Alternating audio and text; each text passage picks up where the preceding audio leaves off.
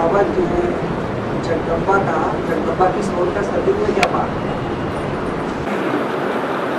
राम की सोल का सतयुग में क्या पार्ट है?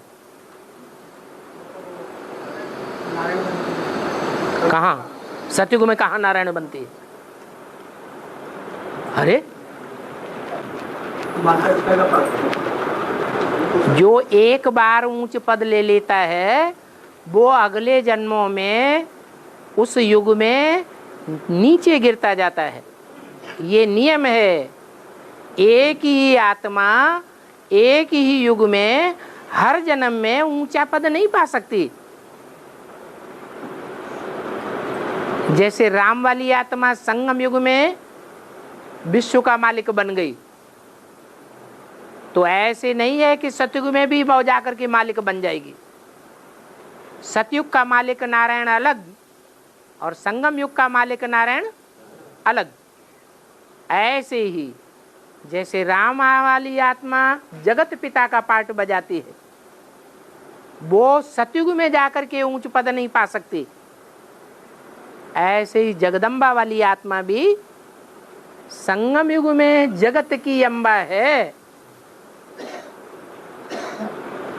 ब्रह्मा कुमारियों में ऊंच ते ऊंच जो ब्रह्मा कुमारी है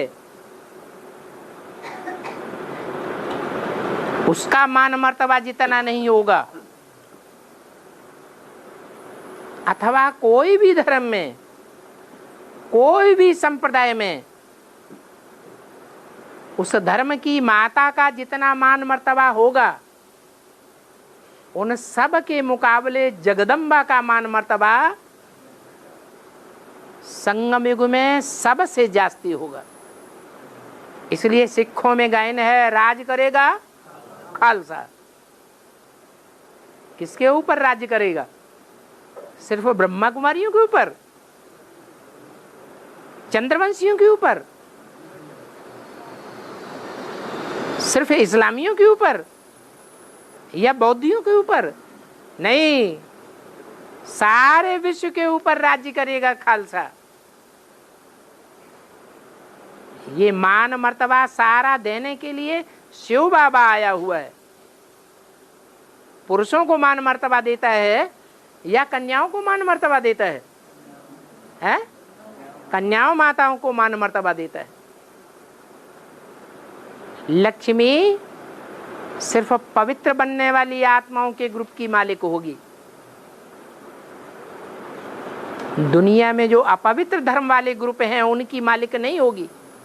और जगदम्बा सब की मालिक होगी।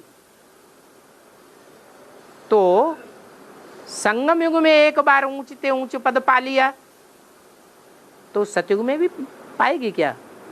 नहीं, वहां मान घट जाता है, हर जन्म में नीचे उतरती जाएगी। जैसे राम वाली आत्मा उतरते उतरते सतयुग के अंतिम जन्म में प्रजा वर्ग में चली जाती है। प्रजा वर्ग में होते हुए भी इतना बड़ा साहूकार बनती है कि उस साहूकार के धन संपत्ति से आखिरी नारायण का सारा राज्य चलता है। और उसकी शूटिंग कहाँ होती है?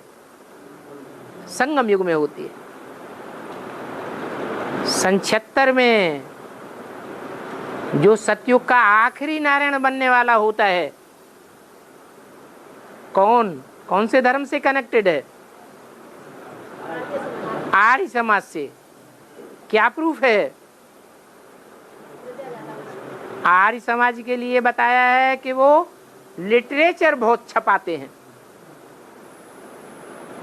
लिटरेचर से जितनी सेवा करते हैं उतनी सेवा और किसी भी साधन से नहीं करते, बहुत बांटते हैं।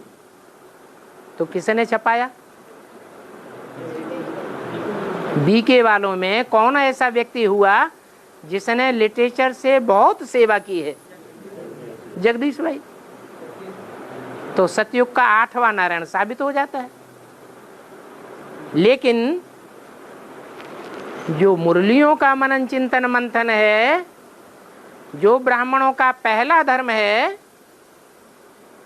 कि मुरलियों का अध्ययन करके बाप की पहचान लेना और दूसरों को बाप की पहचान देना, वो कार्य किया क्या? किया नहीं किया। इसलिए वो आत्मा लोन लेती है। किससे लोन मिलता है?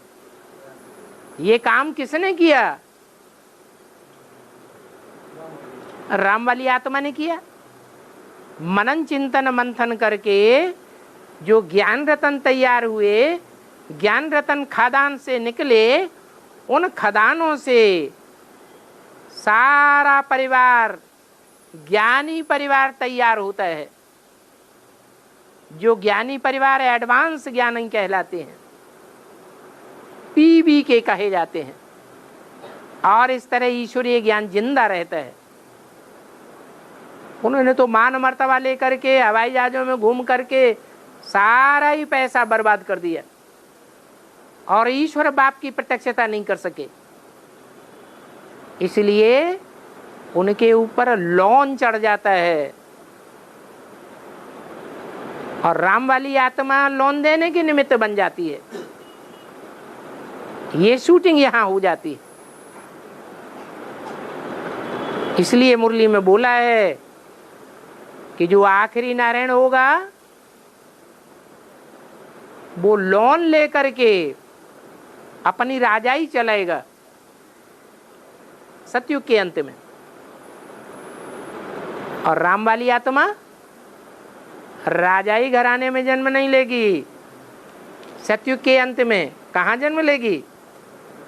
प्रजा वर्ग में जन्म लेगी। इसकी शूटिंग कहाँ होती है? कैसे?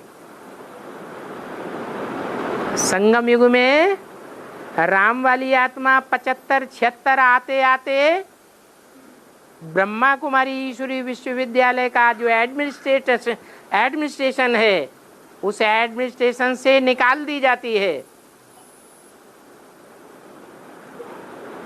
उसके पास ब्रह्मा कुमारियों की कोई सत्ता, कोई कुर्सी नहीं रहती।